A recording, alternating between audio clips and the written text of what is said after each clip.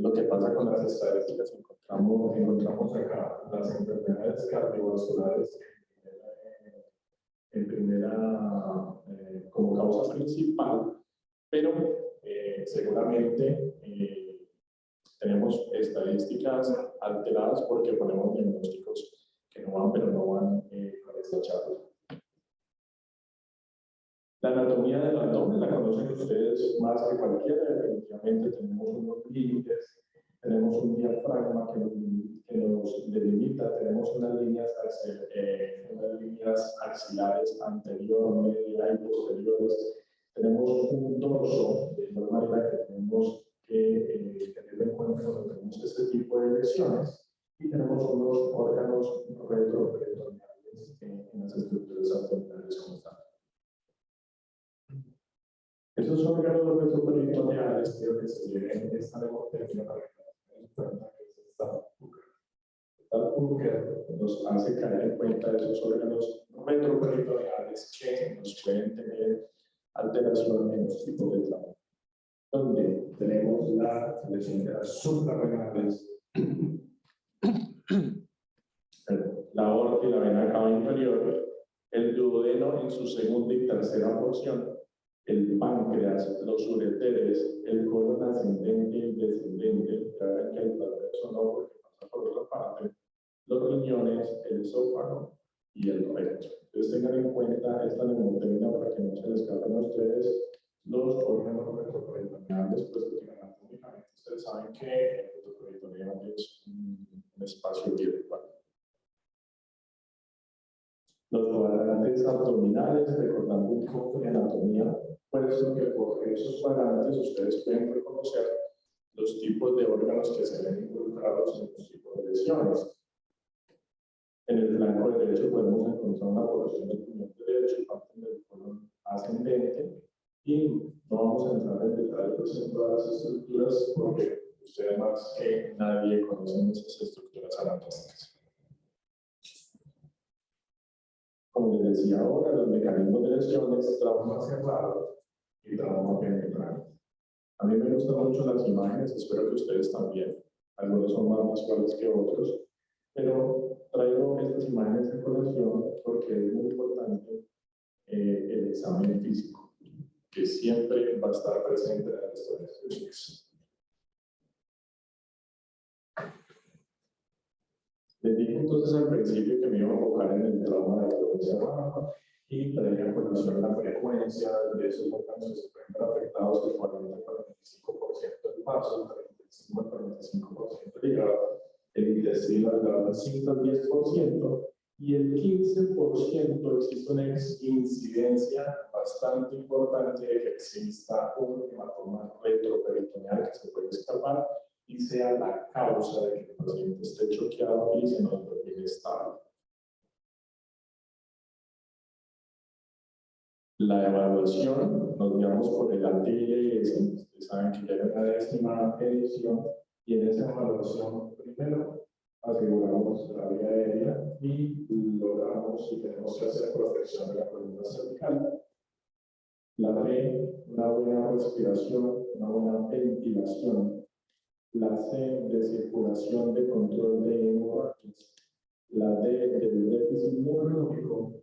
Y la E, la exposición y control del ambiente. Desvestir totalmente a la paciente y traer la hipotermia. Y hay una F que hace parte, pero más que todo de los estudios diagnósticos, que siempre que yo hablo con los estudiantes, les digo, muchachos, va a llegar el momento que no vamos a tener un endoscopio en el cuello, sino que vamos a utilizar un ultrasonógrafo en el cuello o disponible todo el tiempo.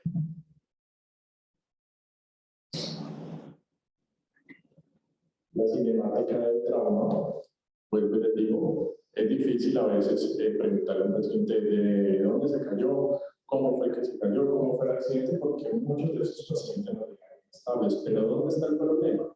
En el paciente que nos llega a nosotros estable, que se nos inestabiliza después, nosotros simplemente nos llegó el paciente de urgencia, lo encontramos estable, le mandamos una radiografía, le mandamos el TAC, le mandamos líquidos, lo hospitalizamos en el servicio de urgencias y para de contar.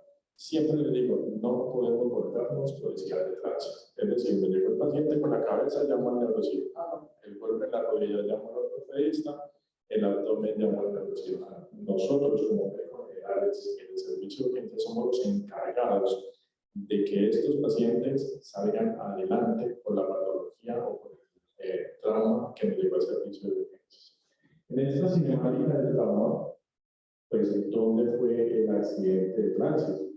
¿Qué tan fuerte fue ese accidente? ¿Cómo quedó el carro? Si hubo definitivamente una deformidad, en qué parte iba el conductor, y esa información nos la pueden dar nosotros o familiares o personal de APH. Posible área de impacto. Por ejemplo, esta imagen acá precisamente porque la mayoría de pacientes que tienen trauma de abdomen, veríamos una estadística que era relacionada con accidentes de tránsito y pacientes con lesiones sobre el manubrio del automóvil. La altura de una caída, porque no siempre son pacientes con accidentes de tránsito, la deformidad del vehículo, el uso del cinturón de seguridad es causante de lesiones abdominales y lesiones torácicas. ¿Y quién iba a pensar que por su cinturón de seguridad iba a ser el causante de algunos tipos de lesiones?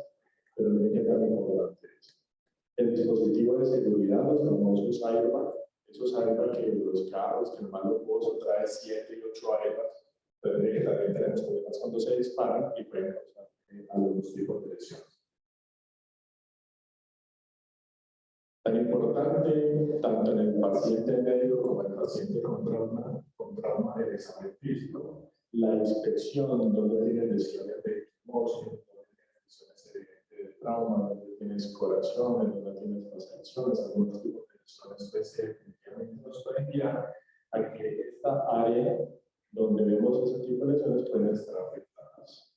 La percusión, la palpación del área abdominal y la auscultación, pues con este examen físico podemos encontrar disminución de los ruidos intestinales, podemos pensar que el paciente tiene un líquido, que el paciente está haciendo una hemoperitonea, pero no dejar de la mano este examen físico y guiarnos solamente por las imágenes.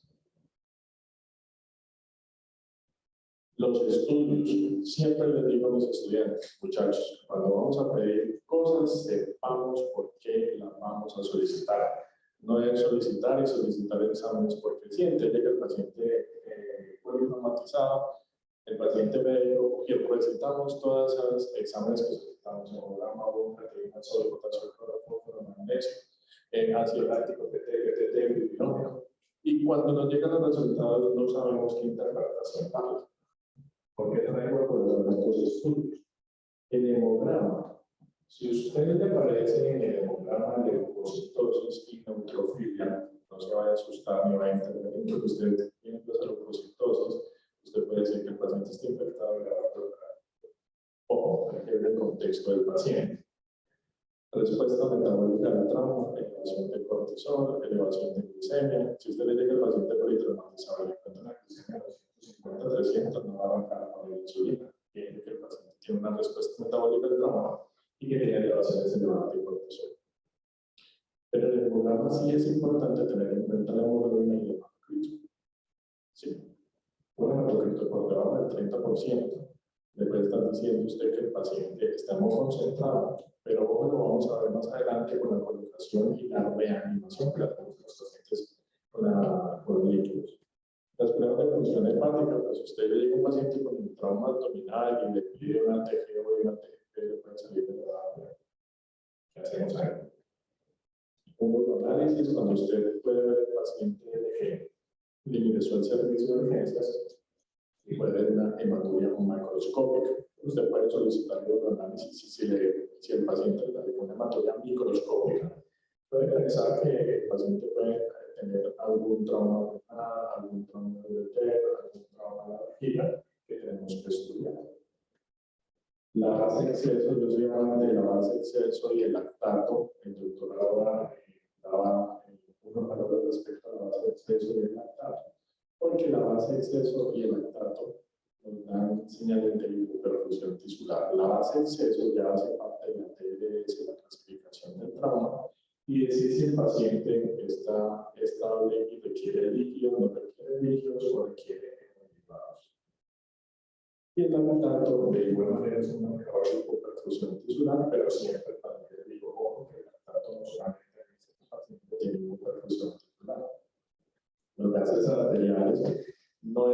laboratorio, si usted le llega al paciente de urgencia solicitar unos gases arteriales, usted los puede enviar porque un paciente politraumatizado estable y esté sacando unos gases arteriales, pues es difícil. Y esa es importante que a veces se nos pasa, que es la prueba de embarazo en las mujeres de edad fértil. Porque recuerde que el paciente politraumatizado, que la señorita, la señora que ya está en embarazo, son dos, tenemos que cuidarlos y ahí se vienen muchas cosas en juego. Entonces aquí empezamos porque siempre en urgencia solicitamos lo que tenemos disponible, que es la radiografía. Pero si ustedes ven esta radiografía de todas que nosotros solicitamos, que también se pide, digamos así, en el paquete del paciente politraumatizado, podemos ver las fracturas costales. Pero recuerden que es que en esta parte del lado derecho, cuando usted ve fracturas costales, en esa parte también encontramos en la parte superior del diafragma el hígado. Y tenemos que tener en cuenta si tenemos una lesión hepática como tal. Acá tenemos aire, o sea que el paciente puede haber tenido una lesión diafragmática, y es donde tenemos una hernia diafragmática que tenemos que llamar al cirujano para que nos solucione de la mano. Acá en esta radiografía vemos aire entre el diafragma y el hígado, el famoso neuroperitoneo. El neumoperitoneo, donde puede decir a usted que el paciente tiene una lesión de víscera oreja. Y esta radiografía, muy parecida a la que vieron ahora por el doctor Casas, que es una fractura de pelvis donde hay lesión de la endopelvis. ¿Y por qué es importante este tipo de lesiones a tener en cuenta? Porque les doy este tip. Si usted encuentra un paciente con una lesión en fémur, si encuentra una lesión con una equimosis en dorso, y un paciente con un lado que le da a usted T12, no deje de lado que el paciente puede tener una lesión abdominal, y mucho menos si el paciente se le está colocando un estable. ¿Sí? Entonces siempre tengan en cuenta, porque nos enfocamos. La fractura de fémur, muchachos, está feo, tomémosle foto, esto es de libro, luego nos vamos, tiene el trauma encefálico, tiene una lesión en el escalpo, listo. Pero dejamos el abdomen y esas lesiones que nosotros tenemos son distractores para tratar estas lesiones abdominales que podemos tener. Luego nos vamos a solicitar el TAC. La radiografía tiene una sensibilidad y una especificidad baja respecto a lesiones de otras estructuras. Pero en el TAC podemos encontrar lesiones. Este es el hígado, esto hipertenso que ustedes ven aquí, porque las imágenes con tomografía se solicitan como contraste para evaluar estructuras que no se pueden ver adelante, incluso órganos retroperitoneales. Para eso solicitamos el TAC con contraste. Acá vemos una lesión hipodensa a nivel de vaso. En este otro TAC vemos una lesión hipodensa en que vemos un trauma hepático. ¿Sí? Esas son las lesiones que principalmente ustedes pueden encontrar. No vamos a hablar de términos técnicos de cirujanos porque no vamos a hacer una charla específica, sino lo principal que quiero que ustedes tienen en esta charla es el diagnóstico como médico generales en el servicio de urgencias, la sospecha clínica y que logremos hacer un control de daños. El doctor dijo, vamos a encontrar esa palabra control de daños en varias charlas, y sí es verdad, pero yo he dividido el control de daños en tres. El control de daños que le da a usted el servicio de urgencias, que lo hacemos nosotros. El control de daños que lo hace el especialista. Y el control de daños que tiene que hacer el paciente en una unidad de cuidados intensivos. Entonces son tres controles de daños, porque regularmente vamos a encontrar en la literatura que solamente es por especialistas. Pero yo lo tomaría así porque definitivamente pasa por varias partes donde el paciente apenas está empezando a tener lesiones y tenemos que solucionarlas. Este otro TAC donde vemos una lesión hipodensa a nivel renal. Entonces es muy posible que ese paciente se nos dé una lesión con hematócrina. Esto hipodenso que está alrededor, que se ve acá en todo el abdomen, es un hemoperitoneo. Y ahorita vamos a ver por los algoritmos que cuando los pacientes tenemos hemoperitoneo tenemos que tomar unas conductas rápidas y adicionales. Pero acá vemos lo contrario, dejamos aire. Vemos que dejamos aire, eso es un hemoperitoneo. Miren cómo se ve diferente a la radiografía que veíamos anteriormente, encontrando entre el diafragma y el hígado. Y esta es otra lesión que se ve acá a nivel hepático. Alrededor se ve algo hipodenso, esto es líquido que hay a nivel hepático, y esta es una laceración, una lesión a nivel hepático que tenemos. Y acá vemos una lesión hipodensa también, que es líquido en el abdomen, porque es que nosotros podemos decir hemoperitoneo. Es una de las ventajas que tenemos con el TAC. ¿Sí? El TAC nos dice hay líquido, pero no sabemos si es sangre, si es líquido, si es un derrame o si es un tipo de sustancia puede ser. Yo les insisto mucho en este FAS, que es un examen que se utiliza focalizado al paciente traumatizado en el servicio de urgencias. Y acá quiero principalmente que se lleven las 4 P que evalúa el FAS. La ventana perihepática, la pericárdica, la periesplénica y la pélvica. Esas son las 4 ventanas que cuando ustedes les pregunten, sepan decir qué es lo que evalúa el FAS. Principalmente acá podemos descartar lesiones como taponamiento cardíaco, derrame pericárdico que nos puede estar causando inestabilidad del paciente, la fosa hepatorenal o el famoso corazón. Usted escucha la fosa esplenorenal y la pelvis o el sacro de dudas, donde muy claramente se puede ver líquido libre en cavidad como tal. Entonces tengan en cuenta siempre este FAS. Y esta E que tengo parte, que se llama FAS extendido, es porque en el FAS ya se debe de estudiar los pulmones. Pleura y encontrar lesiones como neumotoras que pueden ser y hacen parte de las lesiones importantes que yo debo solucionar en mi servicio de urgencias, porque es que lo hacemos nosotros. No siempre va a haber un ser humano para colocar un sello tórax, sino ustedes. Unas imágenes más o menos, pues esto es de tiempo, de entrenamiento, pero ese entrenamiento igualmente lo van a hacer ustedes y lo estamos tratando de implementar poco a poco en la universidad. No es fácil, pero estamos haciendo para que ustedes hagan con entrenamiento por lo menos en radiografía. En este tipo de lesiones, aquí lo que vemos es, por ejemplo, aquí el corazón. Vemos unas cámaras, esto es cuando se hace subcircuiteo, ¿sí? Y acá vemos alrededor una lesión o una zona que se ve hipofórica. Esto está hipofórica quiere decir que hay líquido, ¿sí? Y lo que me puede estar causando un taponamiento cardíaco puede ser la pericárdico. En esta parte de acá, digamos, algo normal donde no vemos ningún tipo de líquido a nivel del corazón. Acá vemos líquido entre el riñón y el hígado, ¿sí? Que es una de las estructuras que nosotros vamos a estudiar y a descartar que no tenga lesiones con este tipo de examen. Acá vemos otro tipo de imagen donde vemos líquido libre, está normalito y parejo.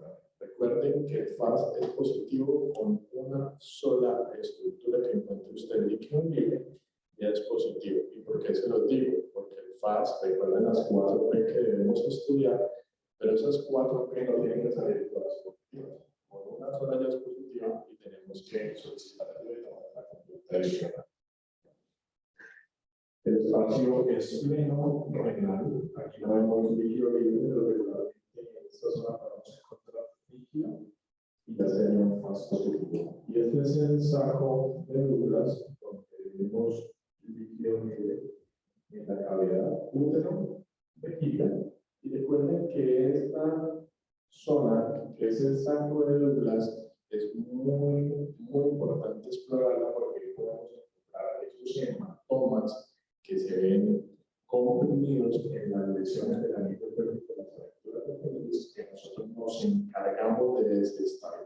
¿Y por qué de desestabilizar? Porque nos llega el paciente y en los libros de trauma siempre encontrábamos que usted debe realizar el libro abierto sin el libro cerrado. Pero mucho realizar una maniobra, porque nosotros al realizar ese tipo de maniobras podemos quitar el coágulo que nos está reteniendo el sangrado y actuarlo. Y ahí está el foco de que el paciente esté ingresado y usted lo encuentra en otra parte.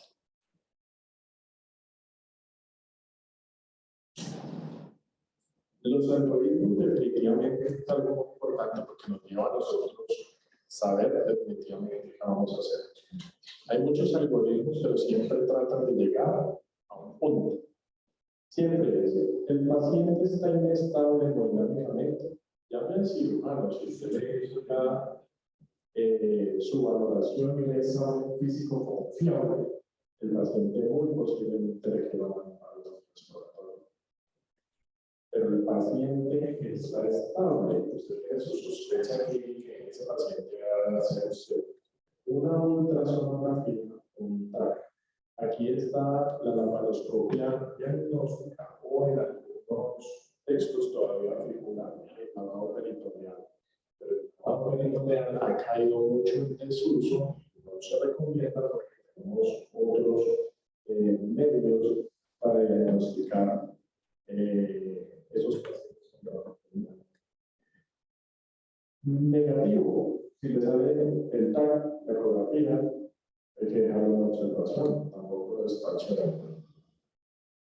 Pero este paciente usted tiene la duda, entonces aquí es donde debemos apoyar para ver si hacen una laparoscopia o posteriormente el cirujano dice, no, yo voy a entrar, voy a hacer una laparoscopia porque mi lesión puede tener el paciente. Pacientes inestables, si ustedes ven, actualmente lo que tenemos que hacer nosotros es tomar una ecografía FAST en el servicio de urgencias. Mirar si tenemos líquido libre, aquí lo traducimos como un ecoperitoneal, y si es positivo, el paciente debe ir a una laparotomía y lograr un tratamiento definitivo o lograr un control de daños.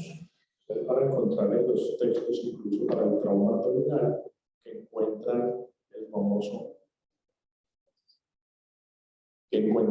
famoso reboa. El reboa se puede hacer al pie de la cama y es algo que puede salvar vidas a los pacientes, pero no está disponible en todos los servicios. Entonces, por eso tenemos que tener tan importante la sospecha clínica de ese tipo de lesiones que podemos tener en algunas estructuras. La ecografía FAST le sale negativa a usted, pero el paciente está inestable. Hay que descartar otras causas de que el paciente esté choqueado. ¿Por qué está choqueado? Si el paciente le llegó a usted, tiene un trauma craneoencefálico y tiene un hematoma epidural, un hematoma subdural, sáquese de su cabeza que el paciente está choqueado por esa lesión intracraneal. No es la causa. No hay tanta volemia ya para que le choquee el paciente. Debe de continuar la reanimación. Y resulta que con nosotros hacemos reanimación y nos referimos a reanimación, nos encanta colocar líquidos. Los líquidos en toda patología, muchachos, están mandados a recoger. No todo es líquidos. Porque resulta que, por ejemplo, nosotros este tipo de pacientes que están choqueados y empezamos solución salina 0,9%, esos pacientes nos pueden llegar a hacer una acidosis hipercronémica, glucocáliz, y esos coágulos que el cuerpo está produciendo para tapar esas lesiones de sangrado, con esos líquidos que nos tocan, que estamos pasando, y que decimos que le pasamos líquido a chorro, y hacemos esa operación, eso mismo es lo causante de que esos trombos se desprendan y lleguemos a causar más sangrado. Y después llegamos a una coagulopatía de densidad que hace el paciente por normalizado. Es poco con los líquidos, pero sí es muy importante tenerlos comunicados. Ojalá tengamos uno para terminar este tipo de pacientes. Y repita el eco. El eco es dependiente. Yo puedo tomar el eco y no es nada, pero puede llegar a otros pacientes. Este paciente tiene una Entonces, así hace la diferencia. Finalmente, con los exámenes y con el examen físico, hace la diferencia.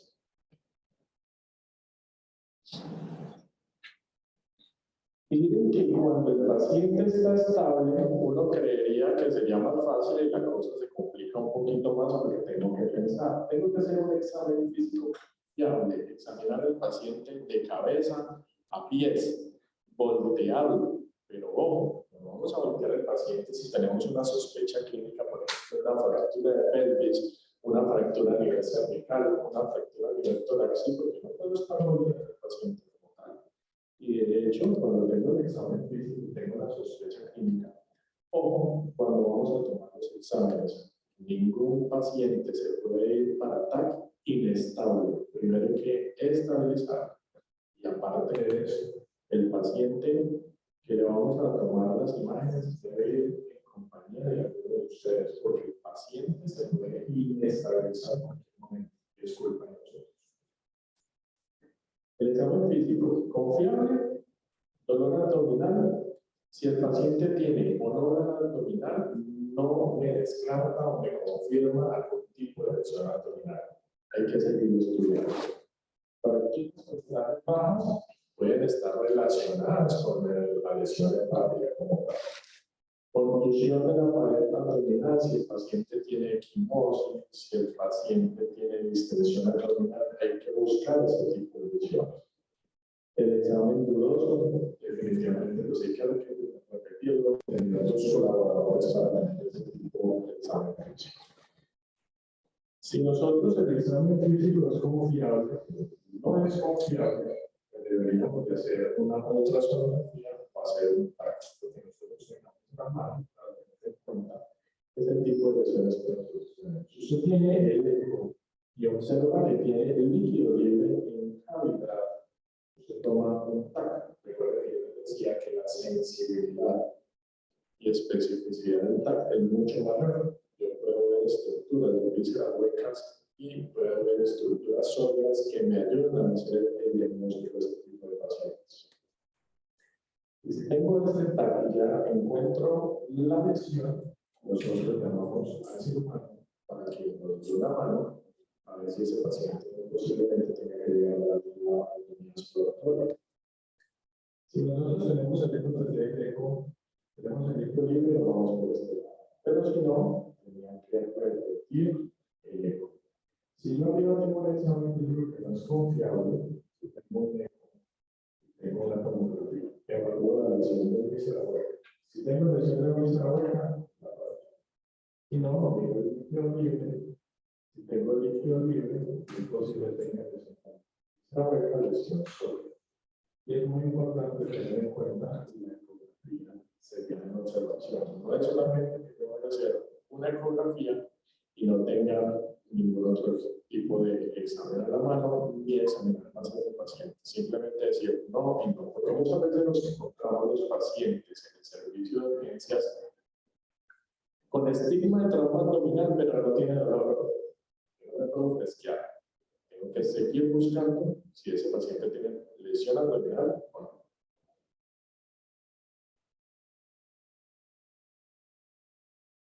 Bueno, ya se cortó, pero ya era lo ultimito que teníamos y la bibliografía respecto al trabajo de actor. La charla cuando la iniciamos al principio, muy bien les dije que no era una charla específica, sino algo que yo definitivamente quería como médicos generales en el servicio de urgencias que tengamos que hacer, que tengamos la sospecha.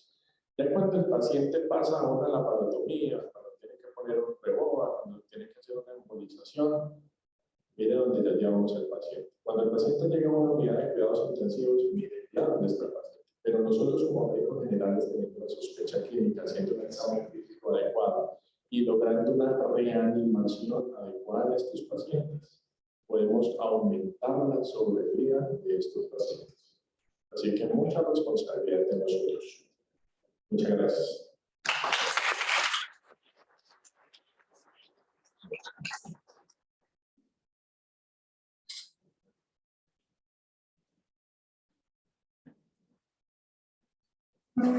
A continuación, nuestra directora va a realizar unas rifas de algunos patrocinios.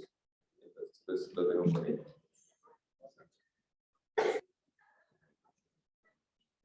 Bueno, entonces, pues en todo el transcurso del día, vamos a estar rifando.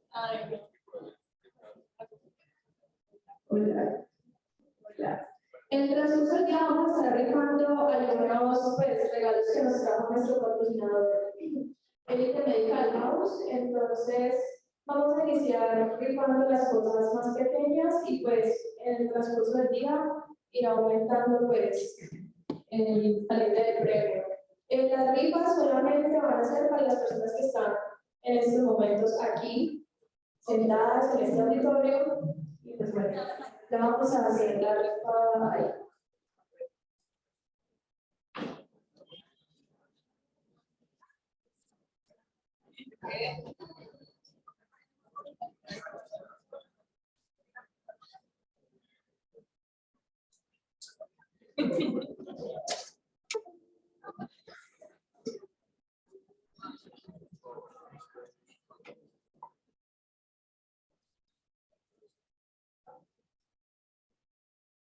Son dos ganchas, pues una para la persona y una para ¿Listo?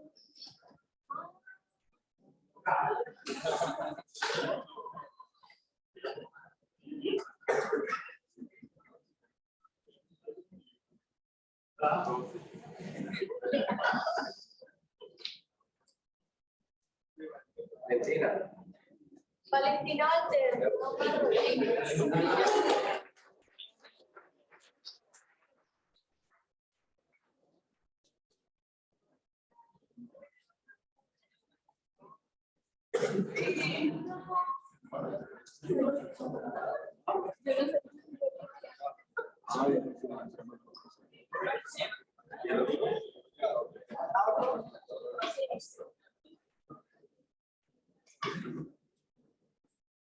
vamos a rifar pues va a ser una calculadora.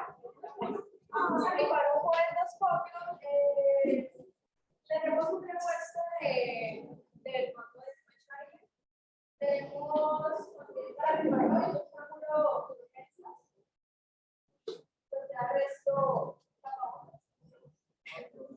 entonces pues para que sigan a sus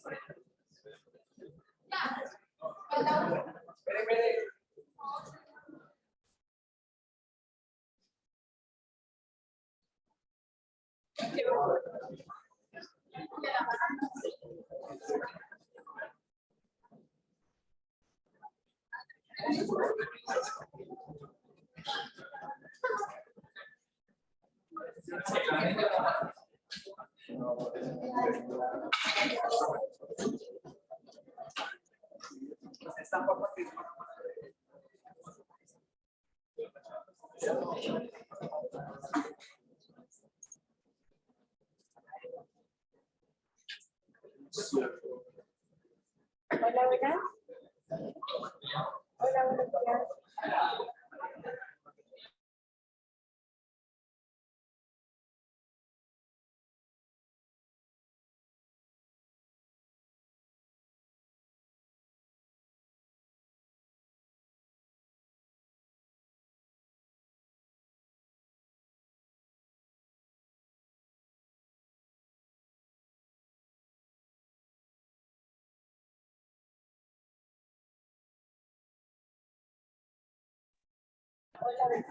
Hola. ¿Se escucha mejor? Habla duro. Ah, o sea, hablar normal. Ahí se escucha. Hola. ¿Escuchan mejor ahí? Ahí está hablando.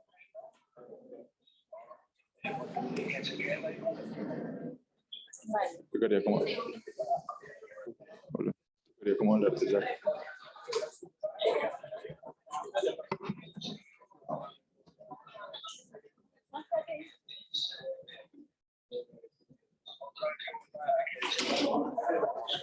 Vale.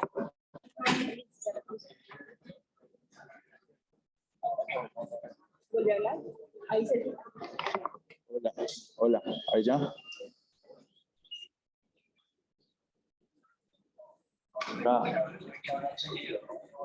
Ah, no, que tienes que hablar. Haces un Hablas. o sea, hola, ¿cómo están? ¿Ya están escuchando? Hable. Es que no sé qué más hablar. Estamos haciendo pruebas de sonido. Bueno, a todos los asistentes que estaban conectados de forma virtual, estamos haciendo las pruebas de sonido para ver cómo solucionar el problema del audio.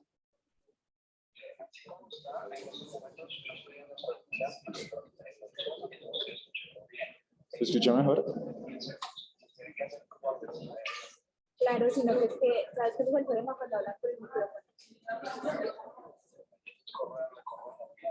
Tocaría hablar desde acá. ¿Corremos qué? Ah, vale. Pues lo voy a organizar de manera que esté más cerquita del micrófono. ¿Listo? Como arriba.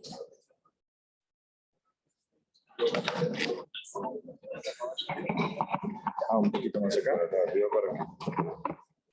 Claro, Claro. Presentes al doctor. ¿Cómo? ¿Las luces?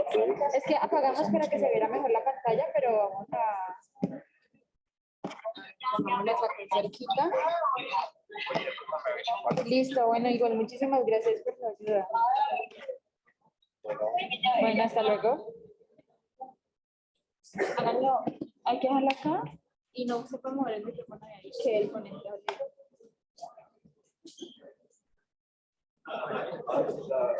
A continuación, damos paso a otro de los docentes de nuestra universidad, el doctor Héctor Fabio Santana, quien nos dará una charla acerca del trauma de tórax.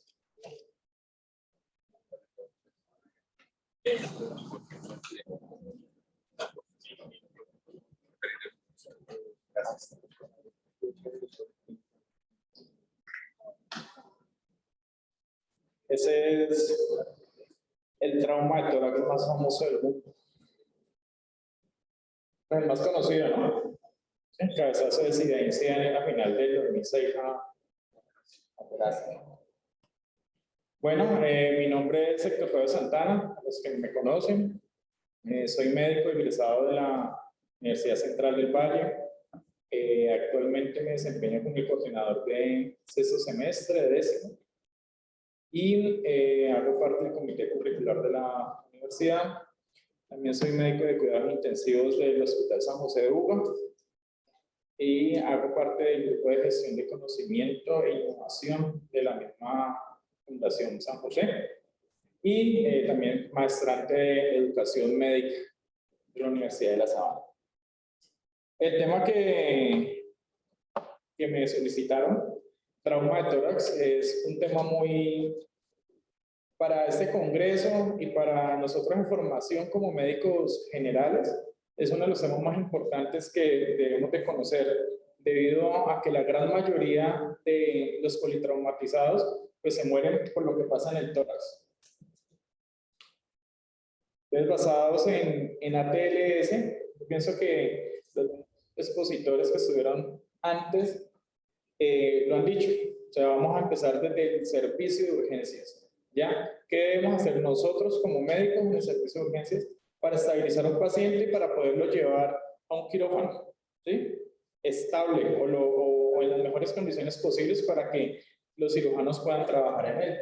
Entonces, el ATLS está basado en eso, en las primeras acciones que se deben de hacer en un paciente politraumatizado. En la epidemiología para Colombia, encontré que para el año 2021 hubo 3.853 fallecidos por accidentes de tránsito, algo que decía el doctor Rojas. Fue la sexta causa de muerte en Colombia, los accidentes de tránsito. Hubo también por violencia, 11.250 muertos. O sea que sumados a estas cosas, pues el trauma es algo que vivimos y convivimos con él diariamente. Las estadísticas al día de hoy van más o menos en 27 por 100.000 habitantes. Entonces, es bastante alto. Es la primera causa de muerte en jóvenes entre los 15 y 40 años. O sea, los que más se mueren de accidentes de tránsito son las personas jóvenes, lastimosamente. Y es una de las primeras causas de incapacidad. como yo les decía a los muchachos, usted anda sin casco, muy contento y todo, pues se mete su golpe en la cabeza, no se muere, me muriera ya, ¿cierto? Pero el paciente queda postrado, queda con una traqueostomía, una gastrostomía, cambia su calidad de vida y se la cambia toda su familia. Las causas principales son embriaguez. Entonces usted sale el viernes por la noche, ya pasa 2 o 3 de la mañana y ve en las discotecas de aquí de Tuluá un poco de motos afuera. Entonces, si hiciéramos unas pruebas de alcoholemia a todas esas personas, la sorpresa que nos llevaríamos sería mucho. Todos serían casi positivos. Y no conozco el primero que salga y no consuma nada. La imprudencia, esto es algo, se va en el carro y el de la moto se le quiere meter por donde sea, no hacemos los pares, hacemos muchas cosas y son cosas que vivimos en el día a día. Y los microsueños, que también afectan mucho. Un microsueño inicia a los 3 o 4 segundos, ya puede durar un poco más, pero esos 3 a 4 segundos, usted andando a 80 kilómetros por hora, puede recorrer más o menos unos 50 a 100 metros, y ya eso es suficiente para usted estrellarse. Esa diapositiva la encontré en la Agencia Nacional de Seguridad Vial, donde se hace un comparativo de lo que pasó de los accidentes de tránsito del año 2021 al año 2022, lo que llevamos. En el 2021 encontramos que hubo 3.853 fallecidos por accidentes de tránsito, y en lo que hayamos corrido el 2022, llevamos 4.445. O sea, ha aumentado un 15.36%. No sé si alcanzan a ver acá el cuadro azul, pero yo se lo voy a leer. La principal causa por muertes de accidente de tránsito es el usuario de moto, en un 59%. Por eso, hijo, no te va a comprar una moto. ¿Listo? Ahí está, la estadística lo dice. ¿Ya? Entonces, los que más accidentes ni los que más se mueren por accidentes de tránsito son los usuarios de moto. También están los peatones y el usuario de vehículos en menor proporción y otros. Hablando del trauma de tórax en sí, en su epidemiología, hablamos de que la causa primaria o factor contribuyente de más del 75% de muertes de trauma. Esto nos está avisando, nos está diciendo de que si un paciente llega politraumatizado, tenemos que buscarle algo que tenga en el tórax, porque eso va a comprometer o está comprometiendo su vida y de eso se va a morir si nosotros no actuamos rápido. El accidente automovilísticos, 45 a 50 de los conductores van sin cinturón de seguridad, presentan lesiones torácicas. ¿Ya? Cinturón de seguridad es para que usted no se golpee contra el timón o que no se golpee contra el vidrio. Mucha gente usted que no se lo coloca. Afortunadamente, las nuevas generaciones de vehículos ahora ya exigen que si usted no se coloca el cinturón, comienza a pitar la alarma todo el tiempo, que usted pues lo coloca para que no pite, pero es en verdad para que usted no le pase nada. Ya está demostrado y lo patentó Volvo, que fueron los que lo sacaron. En los traumas penetrantes se ha encontrado que el órgano más afectado es el corazón, 48.4%, y proyectil de arma de fuego, el órgano afectado son los pulmones. Entonces, el ATLS, ¿qué define? Que es toda agresión externa, ¿sí? Es una transmisión de energía en sí lo que le pasa a la persona, ¿ya? Y esa transmisión de energía, pues, lesiona los órganos que están internos en la cavidad torácica. Pulmones, corazón, los grandes vasos, ¿sí? Esófago, pero también tenemos el diafragma, tenemos la parte superior del hígado, el vaso. Entonces, ya hablaron en trauma abdomen de eso. Entonces, mire que el gran compromiso del tronco en los politraumas es lo que va a causar la muerte del paciente. Se clasifica en dos, en penetrante y no penetrante o contuso, ¿ya? El penetrante, pues, cuando es el proyectil, la herida o lo que está ocasionando, atraviesa la pleura visceral. Esa sería la definición del trauma penetrante de tórax. A diferencia del abdomen, cuando hay heridas penetrantes del tórax no se exploran, ¿ya? No se deben de explorar, sino que ir, pues, a un tratamiento definitivo. Y en el trauma contuso, pues, estas ya son por fuerzas de desaceleración, cizallamiento y erupción, va a una velocidad y se frena, entonces todos los órganos quedan comprimidos y pues ahí vienen las lesiones pleurales de corazón y otros órganos. Entonces, ¿qué vamos a hacer? Llega el paciente al servicio de urgencias y tenemos varias cosas que podemos hacer. Entre las primeras es hacer el ABCD del trauma y ahí le colocaríamos la F, que sería el FACS, que es lo nuevo y la nueva competencia que nosotros como médicos generales deberíamos de tener, ¿ya?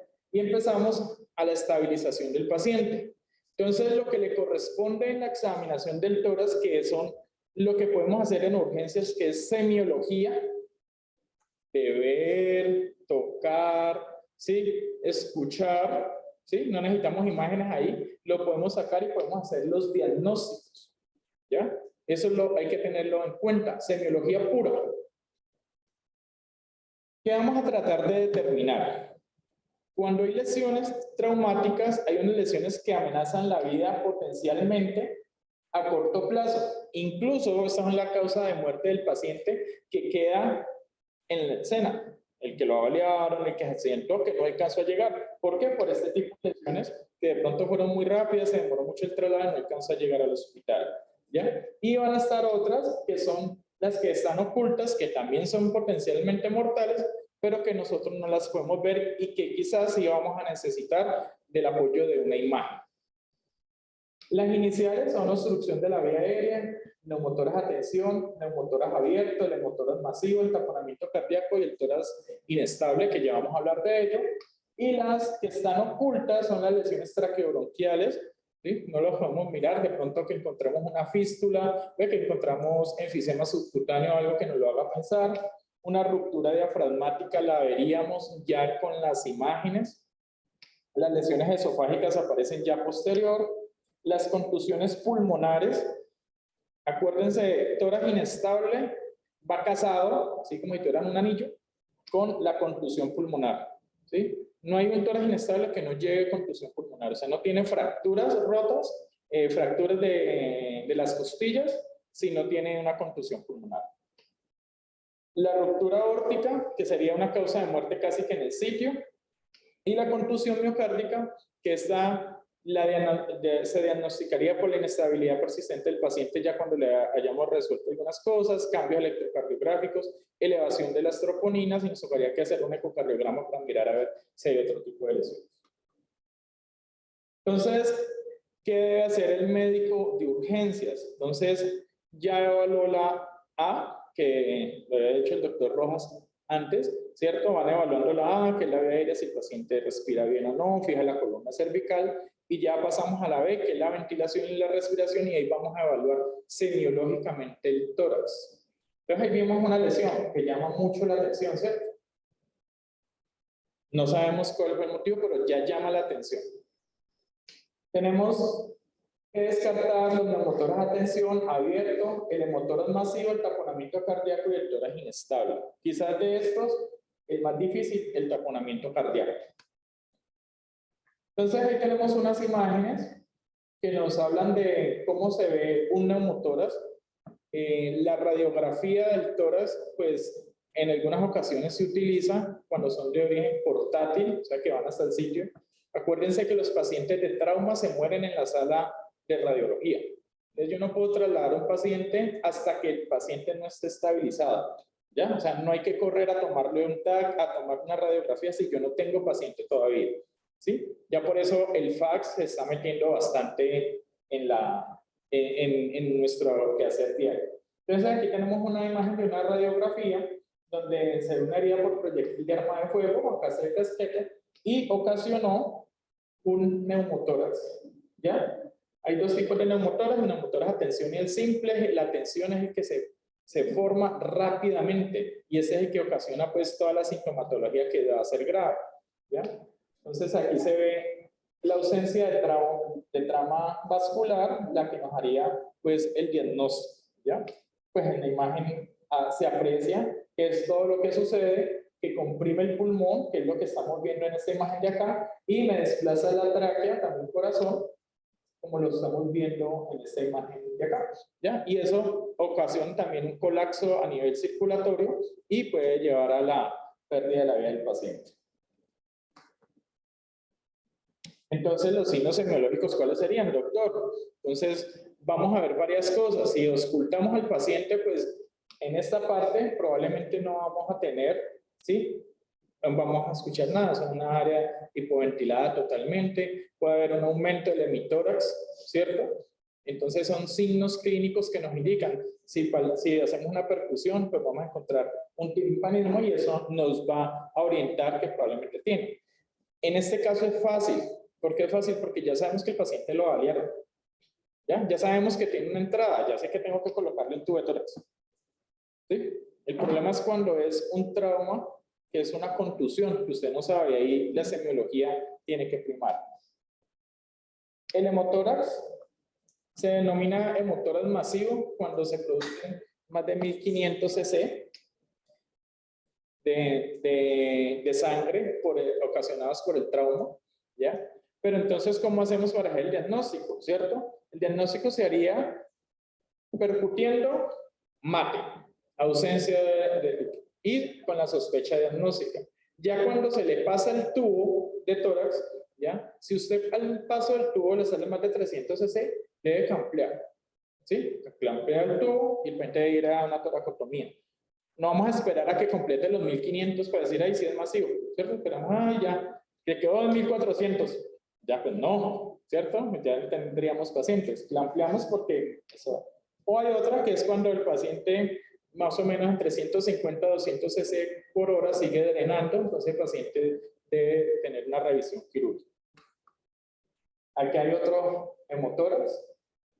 Mañana hay una charla muy buena del doctor Rubén que va a hablar de imágenes en trauma.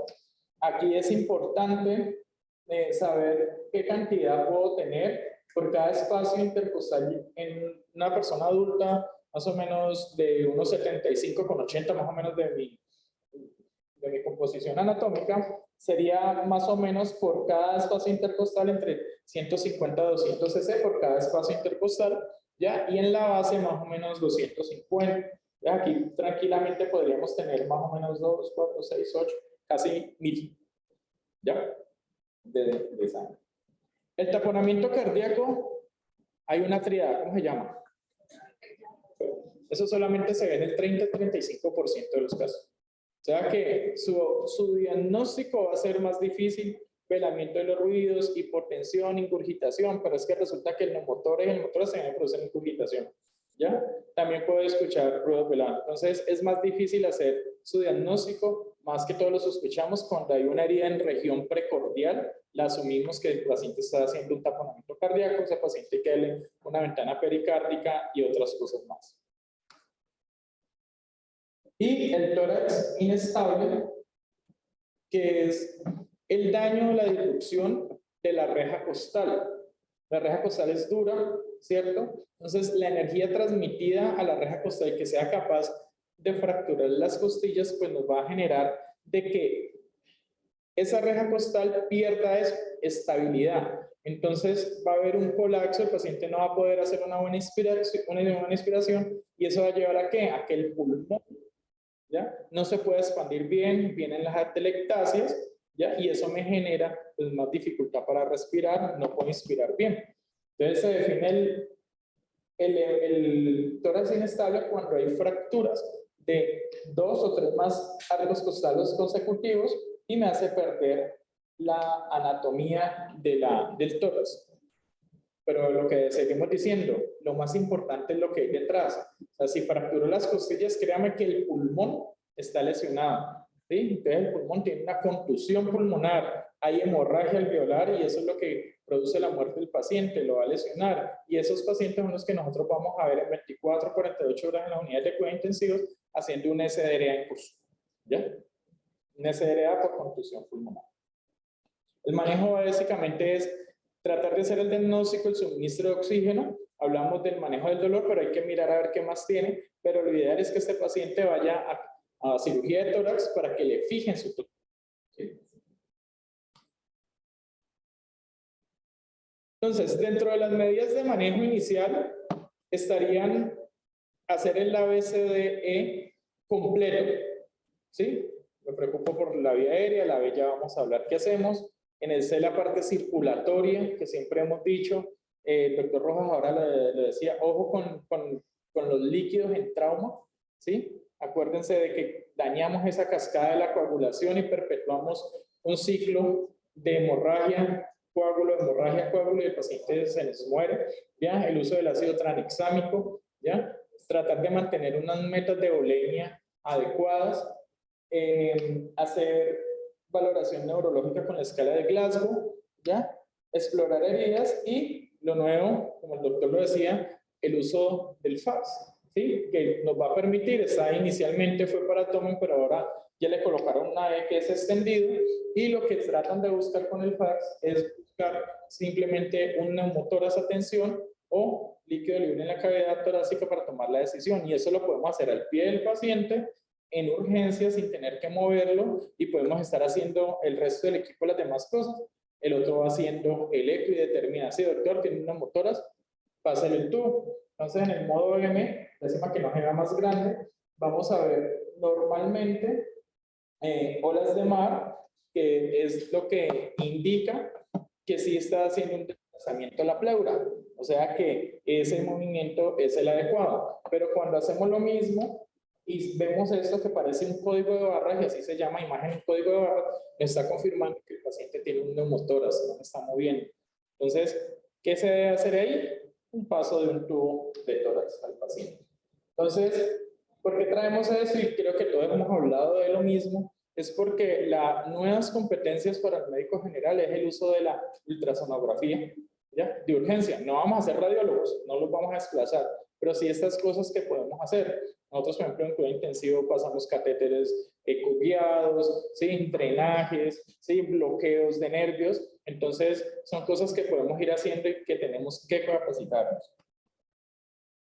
El tratamiento básicamente es descomprimir el tórax, y esa sí es una competencia que en las competencias tuning y en las competencias del ministerio, son una competencia que debe tener el médico general. O sea que ustedes de aquí deben de salir sabiendo pasar un tubo de tórax. Y si no lo han hecho en su carrera como médicos, cuando sean internos, pues allá tienen que tratar de pasar un tubo de tórax o por lo menos hacer los ejercicios, porque nos toca, porque es que usted va a trabajar en el Rubén Cruz, y allá es donde le va a llegar este paciente, y ahí hay tubos de tórax, ¿ya? Entonces, debemos de estar muy bien capacitados para hacer eso. Un compañero, un doctor, profe de nosotros nos decía, el problema del tubo de tórax no es el tubo de tórax. Si usted no es capaz, igual ya lo tiene que pasar. Si lo pasa mal, ¿la solución cuál es? El tubo de tórax. Entonces, pase. ¿Sí? No hay nada más que hacer. Ya otras indicaciones es cuando de toracotomía, o sea que ya nos toca que referir al paciente a cirugía, es el hemotoras masivo, el taponamiento cardíaco, que ya les toca que ventana pericárdica ya se nos sale de nuestras manos. Entonces, la toracostomía, el tubo de tórax es básicamente la solución, descomprimir el tórax, ¿sí? Algunos indican que se debe hacer con aguja fina, aguja de 14, si usted no sabe, en el segundo espacio o en el sexto, pero lo ideal es que si llega un paciente politraumatizado en hospital, usted lo descomprima con un tubo de tórax. O sea que la solución a eso es el tubo de tórax. La gran mayoría de estas situaciones se estabilizan pasando el tubo de tórax. Si usted corrige el neumotórax y corrige el hemotórax, pues le da un chance más o le da más tiempo al paciente de que pueda ser visto por un cirujano y le puede corregir ya definitivamente su problema. Incluso algunos llegan y quedan con su tubo de tórax y ya, es lo único que se hace. ¿Listo? Acá hay dos imágenes. Del lado derecho, un neumotórax bastante grande y el mismo paciente con el tubo de tórax. Entonces ven que respondió, ya hubo una resolución del problema. No nos olvidemos nunca de estudiar. Cuando llegué me preocupé bastante porque vi poquitos estudiantes y estos espacios son importantes para la academia, para nuestro crecimiento. Cada una de las personas que se para acá prepara y les trata de dar a ustedes lo mejor, ¿ya? Y uno cuando va a los congresos uno va cogiendo de a poquito si algo le sirve. Uno de pronto no lo ve ahora, pero cuando ya está en la vida profesional es donde lo aplica. No nos olviden siempre que nosotros como médicos, como personal de salud debemos tener una formación continua. Todos los días debemos aprender. Nada está escrito que sea absoluto. Todo esto cambia. En 2 años o 3 años uno de ustedes va a estar parado diciendo, no, ya no se utiliza un tubo de tora, ya se hace eso, ¿cierto? Pero entonces nunca dejemos de aprender. Muchísimas gracias a todos.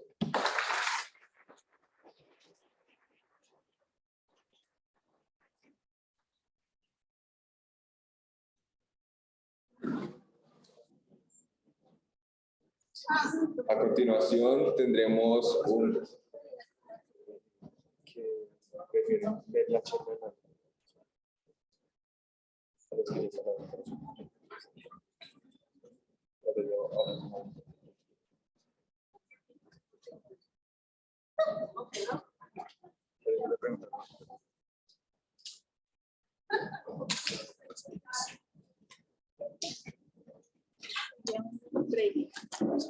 Pero vamos a ver si pasamos primero.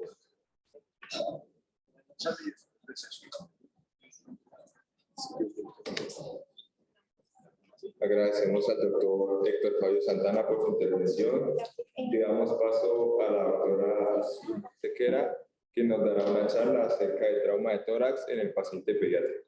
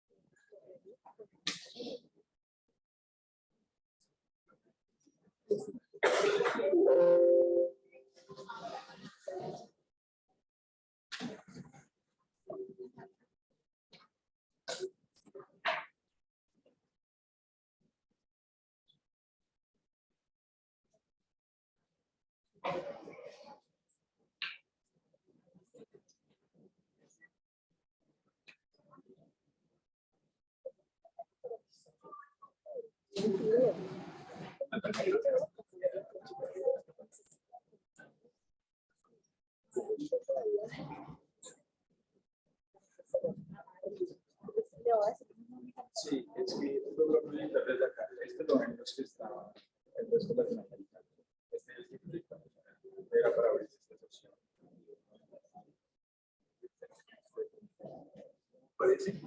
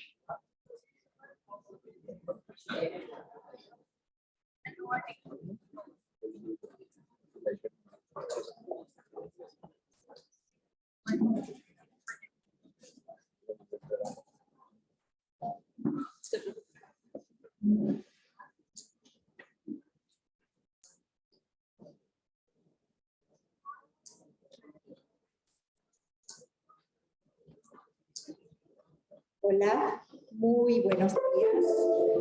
Nos disculpan el retardo, pero realmente pensamos que esto iba a ser después del break, por eso no la teníamos ya preparada, pero decidimos sobre la marcha y eso hacemos muchas veces los médicos, decidir sobre la marcha para bien. Así que aquí estamos. Me encanta que la charla haya quedado a continuación de la del doctor, porque realmente voy como que a reforzar en gran medida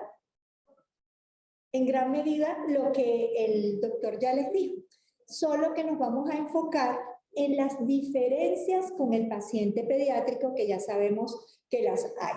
Entonces, una vez más, muy complacida, muy orgullosa, ya me siento en mi casa con el CLASID, así que con el mayor de los cariños voy a hablarles del traumatismo de tórax en pediatría. Para quienes no me conocen, yo soy Zulmir Sequera, soy pediatra, soy cirujano pediatra. Me gradué en la Universidad de Carabobo, eso queda en Valencia, en Venezuela. Hice mis 2 especializaciones en la Universidad Lisandro Alvarado, eso queda en Barquisimeto, Estado Lara. Y actualmente me desempeño en la consulta de pediatría de IPS Vivir, en la sede del Zarzal, en la consulta de pediatría de la Fundación San José de Buga, muy agradecida con la recepción en esta casa tan hermosa, muy orgullosa y muy encariñada con la UCEBA, ustedes lo saben, y aquí estoy para ustedes.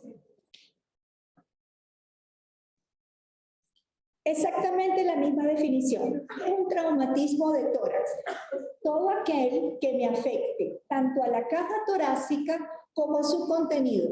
Es decir, todo lo que está en el mediastino, el corazón, con los grandes vasos, el pulmón, el diafragma, como les dijo el doctor. Solo que como yo soy pediatra y soy mujer, entonces les pongo esa caja de corazoncitos para que se recuerden, que es la caja torácica y su contenido. ¿Cuáles son las causas más frecuentes en pediatría? Exactamente igual, los accidentes automovilísticos. Porque es que el paciente pediátrico, desde que nace, se convierte en un pasajero. Y no solo es que se convierte en un pasajero, sino que generalmente es el pasajero que es llevado con mayor imprudencia. Entonces podemos ver pacientes en el vehículo preferido de nuestra ciudad, que es la motocicleta, que es llevado cual saquito, sin ninguna medida de seguridad, que al menor impacto, esa pequeña masa es la que va a salir expelida. ¿Okay? Además de eso, no hay forma ni manera que los padres entiendan que llevar al niño en el asiento trasero con la silla adecuada es por el bien del niño y que no puede ser el niño quien decida en su inmadurez e ignorancia que quiere ir adelante, que es el adulto con conocimiento el que debe imponerse y decir, pues no, usted va en el asiento de atrás en su silla. ¿Sí? Además de eso tenemos los vehículos no motorizados, como es la bicicleta, muy utilizada también en nuestro medio, tanto como una forma de deporte como una forma de recreación. Según el estilo, según el modelo de la bicicleta, podemos tener mayor predominancia de traumatismos a nivel de tórax o a nivel del hemiabdomen superior. Además, tenemos las famosas caídas de los árboles. Antiguamente los niños se subían a los árboles a jugar, a buscar frutos, pero ahora los que ya no son tan pequeñitos se suben es a buscar seguidores y hacen estas cosas tan divertidas tratando de buscar seguidores. Entonces tenemos las caídas de alturas. Recuerden que en pediatría toda caída que rebase 3 veces la altura del paciente pediátrico se considera potencialmente letal. Son pacientes que aunque lleguen sin signos de alarma, deben permanecer en observación. Luego tenemos este tipo de accidentes tan frecuente en pediatría, que es el aplastamiento por los muebles. Cuando están en la etapa de lactante mayor preescolar, hacen una escalera con cualquier número de escalones y no están suficientemente bien sujetados, se les vienen encima, causando traumatismo por contusión. Hay un pleito con IKEA muy famoso a raíz de allí, de una demanda que ganaron los padres. Ya hoy, en este momento están saliendo muchos muebles que tienen unos fijadores a la pared para evitar que con el peso el mueble se venga sobre el paciente y comprima sus órganos. Lamentablemente no están excluidos de la violencia, inclusive a veces son los perpetradores, inclusive a veces ya en la etapa de adolescencia o lamentablemente ya inclusive antes en la etapa de escolar, desde muy jóvenes pueden estar incurriendo en los actos de violencia. Entonces podemos tener también heridas por arma blanca y también podemos tener heridas por arma de fuego. Quizás obviamente no tan frecuente como en el adulto, pero sí existe, sí es una triste realidad. En cuanto a la clasificación, yo sí se las tengo más fácil que el doctor, pero realmente significa lo mismo. Y es que el traumatismo, así como el de abdomen, lo podemos clasificar en abierto y cerrado. ¿Cuándo va a ser un traumatismo abierto? Cuando esté alterada, cuando esté involucrada la pleura parietal. Y ahí se convierte en un traumatismo abierto. Este, a su vez, lo podemos subdividir en perforante y penetrante. ¿Cuándo va a ser penetrante? Pues cuando penetre a la cavidad torácica, igual que en abdomen. ¿Y cuándo podemos hablar de un perforante? Cuando está lesionado ya un órgano como el pulmón o como el corazón. Debemos recordar las diferencias y en eso es que vamos a hacer énfasis porque ya el doctor les explicó muy bien lo básico en la atención primaria del paciente con el traumatismo de tórax. Y entonces aquí vamos a decir la frase que decimos todos los pediatras, y es que un niño no es un adulto en miniatura, tiene una anatomía y por lo tanto una fisiopatología diferente. ¿Qué vamos a considerar? Vamos a considerar que los signos vitales varían según la edad. En cuanto a los signos vitales, mientras más pequeño es el paciente, más elevados van a ser sus signos vitales, excepto presión arterial. Muy pendiente siempre con ese signo, con esa diferencia, la presión arterial. En la medida que ya estamos en un grupo etario más cercano al adulto, como es el adolescente, pues su fisiología y sus signos vitales van a ser muy similares, muy cercanos. Debemos recordar que este es un paciente que tiene tendencia a la hipotermia y que la hipotermia nos va a agravar todas las lesiones. ¿Ok? Además, en él, por su pequeño tamaño, tiene mayor posibilidad de que sea un politraumatizado. De hecho, muchas veces en este tipo de accidentes hablamos más del trauma torácico-abdominal, porque es casi imposible que lleve una lesión de trauma en un accidente de tránsito, por ejemplo, que no esté también involucrado un traumatismo abdominal. Además, el paciente pediátrico presenta una mayor flexibilidad en su caja torácica. Esto hace que él pueda tener lesiones intratorácicas sin que usted vea un estigma, una marca. En estos pacientes puede ser que no hayan fracturas costales y aún así tener una importante contusión pulmonar. ¿Por qué? Por esa flexibilidad que tiene el paciente pediátrico en su caja. Su tráquea es estrecha, corta y fácilmente compresible. Es más laxa, no es tan rígida como la tráquea de un adulto. Y esto lo saben muy bien los anestesiólogos. Estos pacientes cuando tienen estas traumatismos por compresión, fácilmente se les colapsa la tráquea. Son respiradores diafragmáticos, por lo tanto requieren un mayor esfuerzo. Y este dato es muy importante. La taquicardia y la hipoxia van a aparecer antes que la hipotensión. Recuerden, el paciente pediátrico tiene una alta capacidad de realizar una estabilización de su presión arterial. Para que un paciente pediátrico descienda la presión arterial es porque está muy mal, está grave, está a punto de hacerle la parada.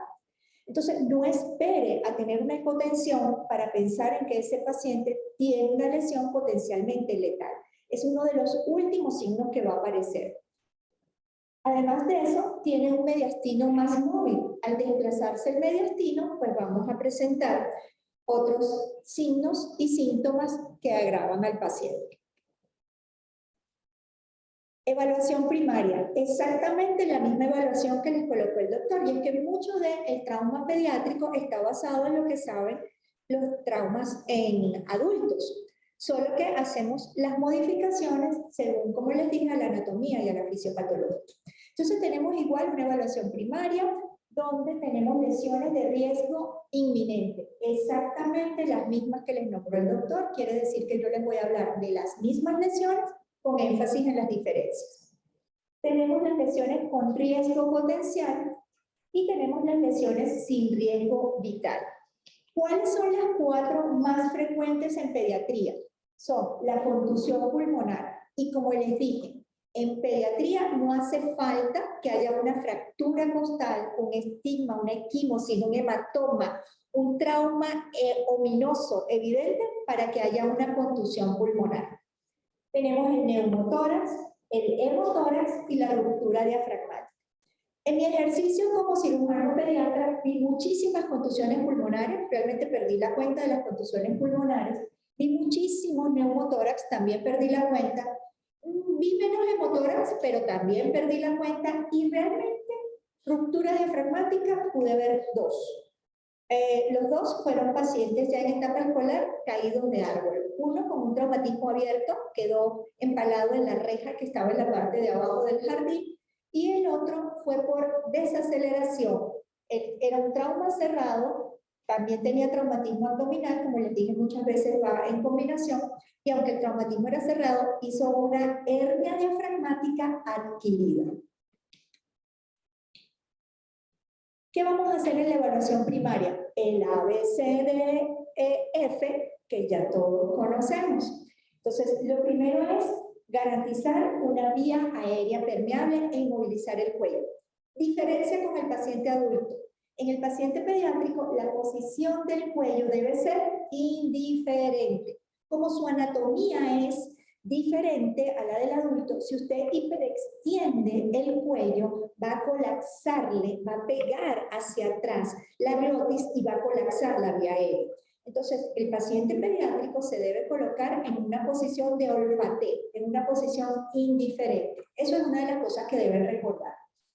Luego, si encontramos signos de insuficiencia respiratoria, siempre les digo cuando vemos en la parte de semiología, deben aprender la diferencia entre dificultad respiratoria e insuficiencia respiratoria, que es cuando ya el paciente te está avisando, voy a hacer la parada, voy a hacer la parada. Y el paciente pediátrico hace primero la parada respiratoria y posteriormente la parada cardiovascular. Cuando este paciente tiene signos de insuficiencia respiratoria, pues debemos intubar y ventilar. Si no saben intubar, no se desesperen. Es mejor ventilar adecuadamente a presión positiva y garantizar la oxemia de ese paciente que insistir en una intubación si no se siente lo suficientemente capacitado en ese momento. Usted, con una ventilación a presión positiva, mantenga la oxemia mientras llega el que pueda intubar a ese paciente. ¿Por qué les digo esto? Porque el paciente pediátrico presenta unas dificultades anatómicas mayores que el paciente adulto para intubar. Luego tenemos que, si el paciente presenta signos de shock, tenemos que descartar un traumatismo penetrante. Tenemos que buscar si hay un hemotórax masivo o un taponamiento cardíaco que no me está permitiendo recuperarse a ese paciente. Si todo está bien en esa evaluación primaria, todo está ok, entonces podemos pasar a la evaluación secundaria. En la evaluación secundaria se nos dice que entonces debemos comenzar a monitorizar las constantes vitales. Frecuencia cardíaca, frecuencia respiratoria, saturación de oxígeno, y no debemos olvidar tomar el pulso distal radial. Debemos buscar no solo la presencia, sino que esté simétrico, que no sea filiforme. Y como les dijo el doctor, muchachos, no es mentira la insistencia que nosotros les decimos que deben poner en práctica la semiología.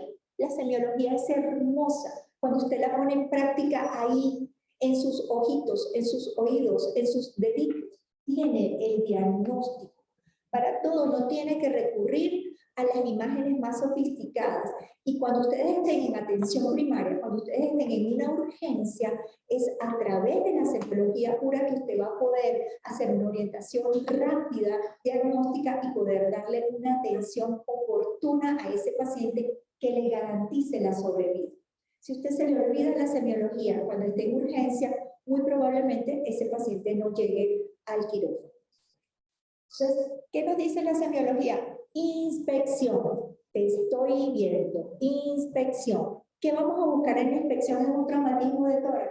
Debemos buscar cómo están esos movimientos torácicos. ¿Están simétricos? ¿Está conservada la expansibilidad?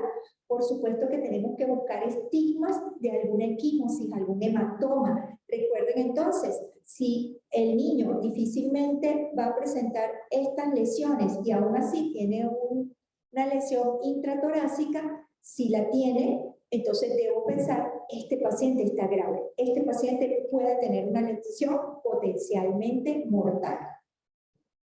Luego debemos buscar la presencia o no de ingurgitación yugular, pero esto va a ser en niños más grandes. En niños pequeños no siempre va a estar presente.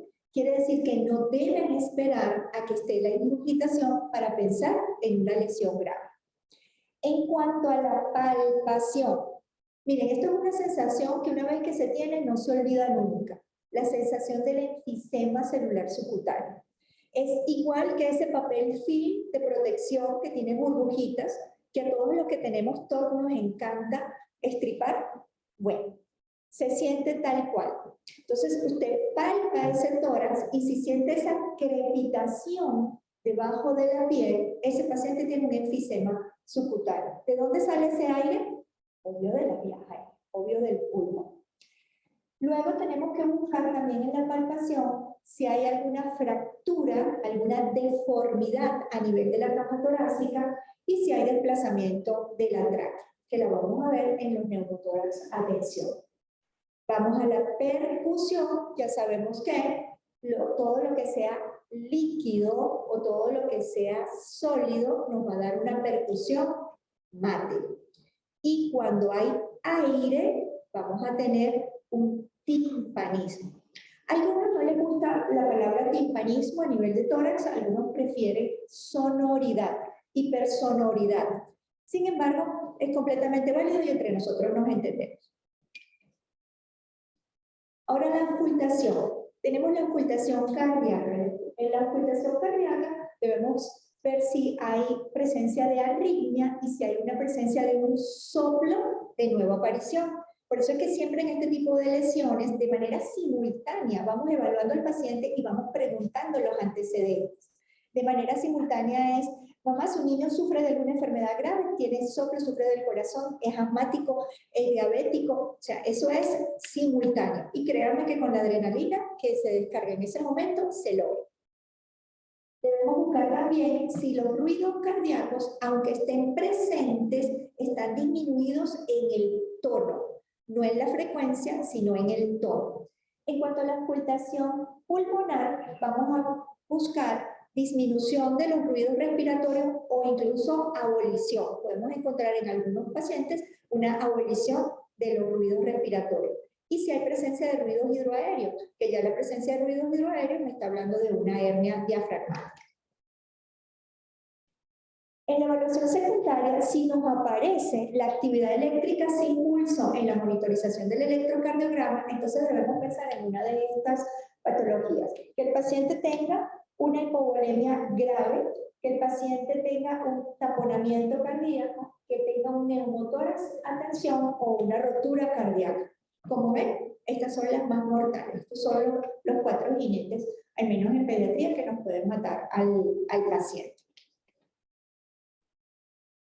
Ahora vamos brevemente lo esencial con cada uno. Obstrucción de las vías aéreas. En la obstrucción de las vías aéreas, lo que ya hablamos, posicionamiento de la cabeza. En pediatría, diferencia, paciente en posición indiferente o posición de olfateo. Apertura de la vía aérea, la maniobra frente, mentón, ¿okay? Frente hacia atrás, mentón hacia arriba. La administración de oxígeno, pero según la oximetría.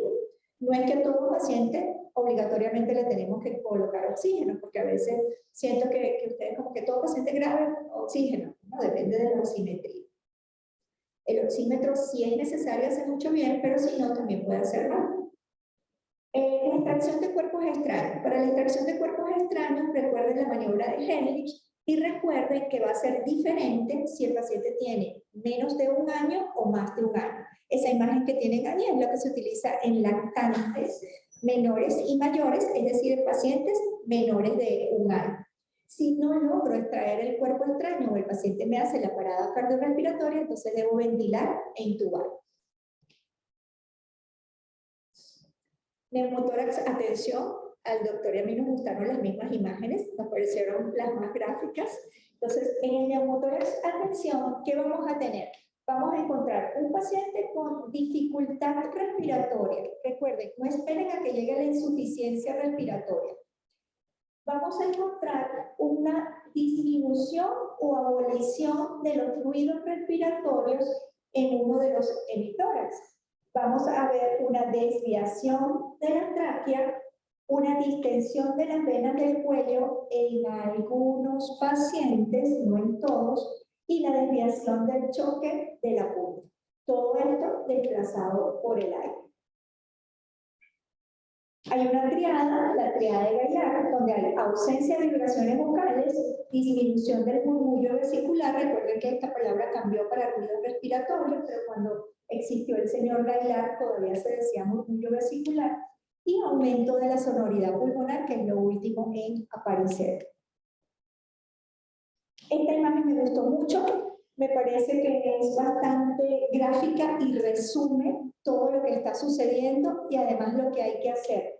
Es el mismo autor que les tomé para escroto agudo, cuando les doy la clase de escroto agudo, que no esperen para la ecografía. Eso me parece que el artista lo hace bastante bien. Aquí vemos la entrada del aire, cómo aumenta por esa presencia del aire la sonoridad, entonces el pulmoncito suena como un tambor. Este pobre pulmón que está aquí colapsado no habla, sino que suspira, una disminución o abolición de los fluidos respiratorios. Tenemos un pericardio comprometido y tenemos al otro pulmoncito rogando que coloquen el tubo de tórax, preguntando si el tubo de tórax ya está listo. Y aquí cómo van a colocar el tubo de tórax. Entonces, el tubo de tórax para el neumotórax siempre se ha dicho que debe ser en el segundo espacio intercostal de la línea medio clavicular. ¿Ven? ¿Por qué? Bueno, porque el aire se va hacia arriba, todo este plano. Dato fundamental para que usted no cause una lesión. No es tan difícil. Y es que lo debe hacer en el borde superior de la costilla inferior. Como una oración, como un mantra. Borde superior de la costilla inferior. Aquí tienen las dos costillitas, este es el espacio que el médico escogió y aquí está pasando por el borde superior de la costilla inferior. Usted hace eso y no va a causar más lesión de la que el paciente ya tiene. Y si la causa, ¿cuál va a ser la solución? Ya el doctor se los dijo, el tubo de tórax. Quiere decir que sí o sí, ponga el tubo de tórax. ¿Qué pasa si no le pone el tubo de tórax? Se muere el paciente.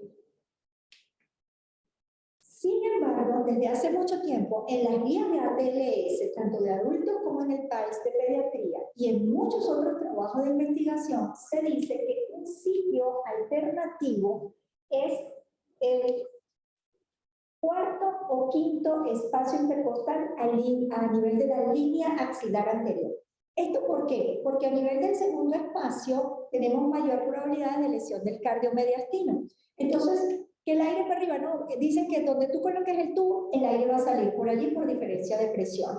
Lo único que hay que tener cuidado cuando la lesión sea del lado derecho, si nos vamos muy abajo o si no dirigimos adecuadamente el tubo, muchas veces este tubo puede terminar en cavidad abdominal y puede causar una lesión o bien de diafragma o bien de hígado, pero tampoco es tan frecuente. Y recuerden, si no ponemos el tubo, ¿qué va a pasar? Se va a morir el paciente. Tenemos ahora el neumotórax abierto.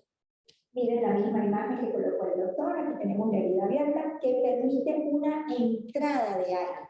Cuando esa herida tiene un diámetro mayor a la glotis, Entonces, es más el aire que está entrando por la herida que el aire que puede entrar por la tráquea. Eso hace que se colapse el pulmoncito. Entonces, hay una solución de continuidad, hay una presión negativa aumentada a nivel del espacio pleural, permite el ingreso de aire, incapacidad ventilatoria, insuficiencia respiratoria. Aquí, por favor, que ruede el video, muy corto, para que escuchen.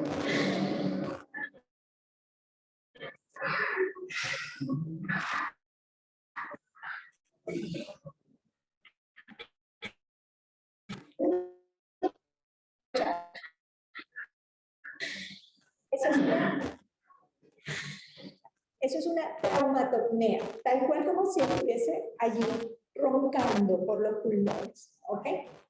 Eso no se les puede olvidar, eso es un evidente signo ominoso de un traumatismo de tórax con un neumotórax abierto. Ahora bien, ¿qué vamos a hacer con el neumotórax abierto? Bueno, muchachos, ustedes saben que, aunque esta charla se la preparé la vez pasada, siempre trato como que, bueno, ¿qué hay nuevo? ¿Qué hay nuevo? ¿Qué se dice nuevo? Entonces, el Manual de Cuidados Intensivos de Pediatría y la Asociación Española de Pediatría, ese es el PALS, en el neumotórax abierto, podemos colocar o bien es artesanal, que lo que significa es convertirlo en uno cerrado, pero dejando una especie de una válvula, una salida al aire, para que no se convierta en un neumotórax a tensión. Esto lo dice el Manual de Cuidado Intensivo Pediátrico. Sin embargo, este señor en Twitter coloca este meme donde dice que si no tenemos el parche comercial, es preferible dejarlo abierto, sin nada. Traté de comunicarme con él para que le mandé mensaje directo para que me enviara información de en qué se basaba. Estuve buscando muchísimo para ver en qué se basaba y realmente no lo encontré. Decidí traérselo porque quiero con esto recordarles que estamos muy ahorita involucrados con las redes, con los medios, pero tenemos que ser muy cuidadosos con lo que consumimos. Tenemos que corroborar esa información que nos dan así, facilita, tipo píldora. Aquí está, facilita. Ah, pero ¿y dónde está el soporte? ¿Dónde está el aval de eso? Entonces, como no conseguí ningún aval, yo les sigo recomendando que coloquen el parche de 3 bordes. Si están en una institución que cuente con los parches comerciales, el más conocido es el de Sherman, que es este que tienen acá. Aquí están haciendo la sepsia antisepsia, que están quitándolo de forma estéril, y acá está el parche que tiene una especie de una válvula. Hay con válvula y sin válvula. Lo prefiero sin válvula para que hay sangre pueda salir fácilmente, porque con válvula puede quedar taponada por la sangre. Tenemos el taponamiento cardíaco, yo también les traje la triada de red, pero ven, como soy niña, se las traje con muñequitos. Entonces, acá tenemos que la triada de red dice que es un aumento, que tiene la flechita hacia arriba, un aumento de la presión venosa central, con una incurvitación de la vena regular, con una caída de la presión arterial y con unos ruidos cardíacos apagados. Y esto es lo que está sucediendo en el taponamiento cardíaco. ¿Qué tenemos que hacer? La pericardiocentesis, pero único como da miedo la primera pericardiocentesis que uno hace en la vida, eso da mucho miedo. El paciente está asustado y uno más. Una vez más, si no se hace, ¿qué va a pasar? Se va a morir. Entonces, ¿cuándo lo vamos a hacer? Si el paciente tiene una lesión a nivel de la región preesternal con un alto índice de sospecha de taponamiento, es decir, tiene allí una fractura, una equimosis, una importante abrasión. Y además de eso, el paciente presenta signos de hipovolemia que nosotros no logramos revertir con las expansiones. Además de eso, podemos apoyarnos en el ECOGAS y que la ecografía nos diga si tiene un derrame pericárdico. Puede que en ese momento el paciente aún esté estable, pero recuerden que se va a agravar, se va a inestabilizar, que ese taponamiento va a hacer toda esa fisiopatología de compresión a nivel de pericardio. Ahora vemos un tórax inestable. Por favor. Inestable. Si no es suficiente con lo que usted está viendo a la impresión, bueno, entonces toque, que va a encontrar la crepitación, porque la fractura, cuando se da el tórax inestable, cuando tengo fracturas de 2 o 3 más arcos costales consecutivos. Entonces, si no es suficiente con lo que usted está viendo y tiene dudas, toque palpe, que por la fractura que se va a encontrar